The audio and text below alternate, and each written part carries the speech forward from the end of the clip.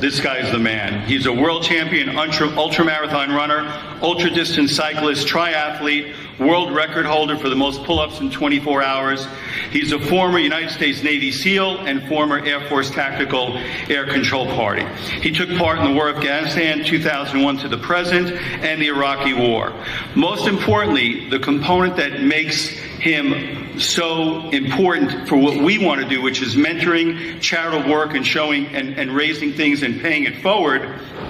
He raised money for Special Operations Warrior Foundation. This foundation gives college scholarships and grants to children of fallen Special Operations officers and soldiers. He has raised over $2 million himself for this charity. David has competed in numerous long-distance running events, over 100 times in these ultra marathons. He beat the previous record by 20 miles with a total distance of 203.5 miles, earning him a spot among the top 20 ultra marathoners in the world. In 2008, he was named the hero of running by Runner's World. His self-help memoir, Can't Hurt Me, was released in December of 2018, and we had some of Arnold's security guys who were going crazy knowing that you're going to be here to get the book signed by you.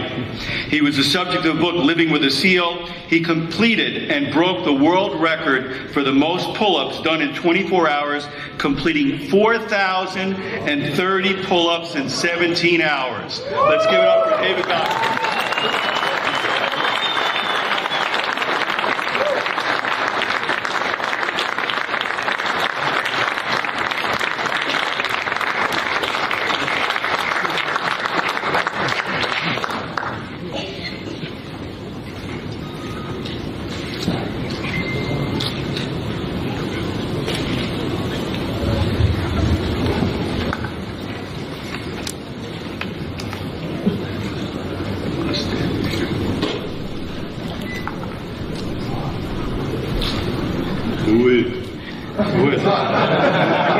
Somebody switched medals on me. I know it. I'm off.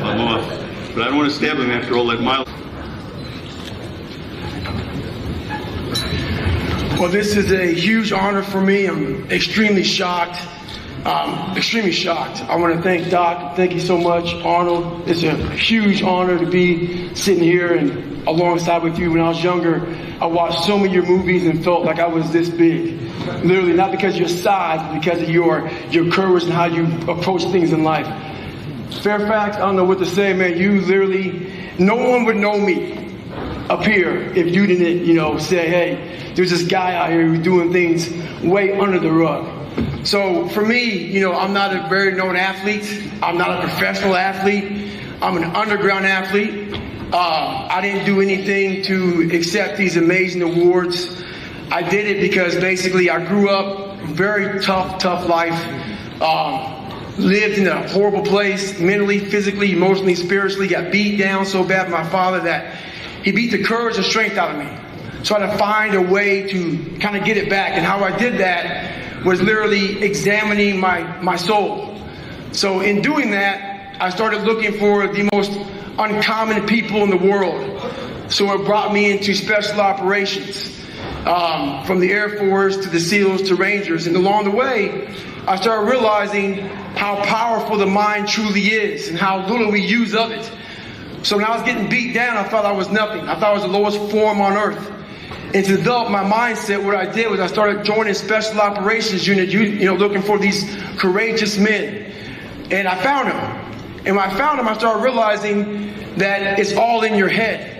The most important conversation is the one you have with yourself. You wake up with it, you walk around with it, you go to bed with it. Eventually, you act on it. And my conversation was a bad one. So the people who I thought were up here in my life, these uncommon men, I was putting myself down here. But over a period of time, I started realizing that I'm also uncommon. And I started pissing those uncommon men off by realizing that we all have this ability in our mind. So I'm going to leave you with this one short story. It goes all over the place. I was 175 pounds, went to 300 pounds, lost 106 pounds to join the Navy SEALs in about 3 months. So I lost that weight really quick, got in the door. Went through 3 hell weeks, finally got through Navy SEAL training, graduated, went on to Ranger School, so on and so forth. This is what kind of put me on the map as far as ultra running goes.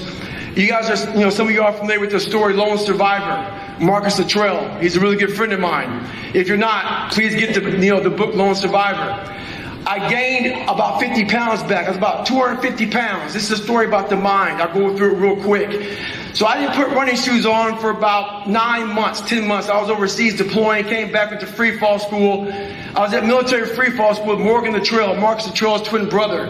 We got the news that an incident happened where everybody died and they couldn't find Marcus Luttrell. So I got the call. My job was to tell Morgan Luttrell, his twin brother, who was also a Navy SEAL, that his brother might be dead. 4 days later, they found Marcus Luttrell alive. What I did was I went online, Googled, different events. This event came up called the Badwater 135-mile race through Death Valley in the summertime. I didn't know that was even humanly possible to run that far. I thought it was a stage race. I thought you put your shoes on, ran 15 miles, set up a barbecue, camped out, and then did it again the next day. It was a 40-hour race. I went out there and basically to raise money for the Special Operations Warrior Foundation. So I called this guy up named Chris Kosman. Chris Kosman was a race director. He said to me, basically, you have to run 100 miles in 24 hours or less to qualify. I never run past 20 miles in my entire life, and up until now, I probably ran 20 miles this entire year. So he says, I call him up on a Wednesday. He says, you know what, there's a race on Saturday, and if you run 100 miles in 24 hours, I will consider you in my race. So I wasn't real smart growing up, and obviously I wasn't real smart right now. So I did the math. The math like less than a 15-minute mile. So I said, I can walk this. Dumbest decision I made in my entire life.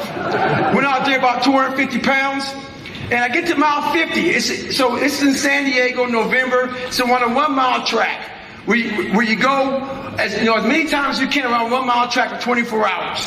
I get to mile 50 in about 12, 13 hours. I sit down. I sit in this blue lawn chair. I saw my ex-wife every single mile. I got Ritz crackers and Mileplex with my nutrition. I was a musclehead, so I drank a lot of Mileplex back then. So basically, here I am drinking Mileplex, Ritz crackers. By mile 70, I haven't gone to the bathroom one time, no water. That Mileplex tastes like hell, and the Ritz cracker is a ball in my mouth. This is where I really realized that, so I'm already a Navy SEAL. This is when I realized that we only use 40% of our mind. This is when I started going crazy with mindset and being a scientist of the mind. We go, I'm at mile 70, I look at my ex-wife, you sit down and I have to go in the bathroom for 12 hours. What must you do? Go to the bathroom. So I sit down, and I look at her. It's the farthest I've ever gone in my entire life. 7 miles, I'm happy, I'm feeling good. And I can't get up to go to the bathroom. It's literally from me to end the stage.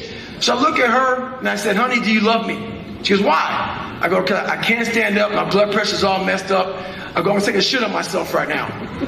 So I went back on my back, and I started peeing blood down my leg. And my ex-wife's like, oh my God, you got to stop.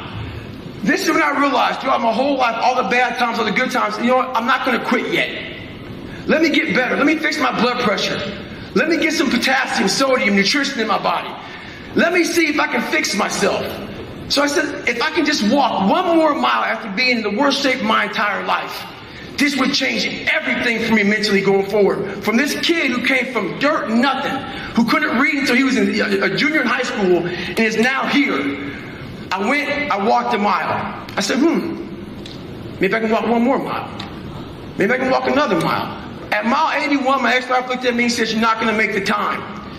When your mind knows it's not going to quit, and this is what I found out. This is my 40% rule. When your mind knows it's not going to quit, your body will adapt to whatever is in front of it. I ended up running 20 more miles. I did 101 miles in 19 hours and 6 minutes. And that one day changed, 19 hours. It wasn't SEAL training, it wasn't Ranger School, it wasn't Delta Force, it wasn't any of that crap I went through. It was this 19 hours and 6 minutes that forever changed my life to know that we as human beings are capable of anything. And we don't need any special kind of parents or tools to get there. So I end you with this. Don't stop when you're tired, stop when you're done. Thank you very much.